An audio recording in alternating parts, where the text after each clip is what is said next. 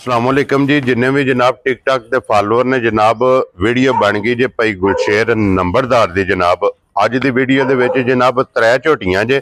एक झोटी जनाब इस टाइम कैमरे दे सामने खड़ी है, थले दे जनाब कट्टी है, बिलाल एक बारी कट्टी भी जिहड़ी वहानी है और दुध 15 लीटर इस झोटी कोले जनाब हाजर मौका जिहड़ा है ना ये मौजूद है। लोकेशन इन्हां दी जनाब जिला तहसील गुजरात है, पिंड जिहड़ा है ना ये जनाब दा टिब्बी सिंघू है। ते इहदी जनाब कीमत जे 5,30,000 रुपया जिहड़ा ना एक नंबर दे जनाब आ गई झोटी। अगे नंबर 2 जिहड़ी है ना ये भी झोटी बिलाल एक बारी आ जाने जनाब। है झोटी 4 तो 5 दिन की सूई है, एक रंग दे विच सारी शाह काली।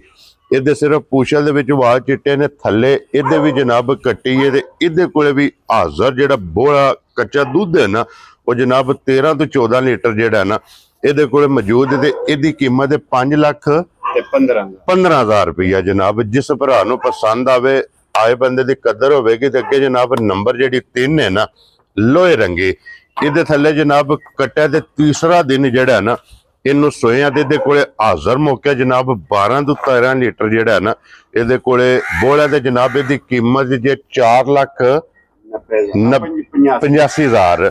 लो जी 4,85,000 जिहड़ा ना इन्हां दी कीमत है। नंबर है भाई गुलशेर दा 0300 62 लो जी 0300 ते 62 इहदे ते राबता जनाब कर लेना। ते इस वीडियो दे नाल इजाजत चाहांगे। इंशाअल्लाह अगली वीडियो दे नाल फिर हाजिर होवांगे। नारा मारना जी पाकिस्तान जिंदाबाद।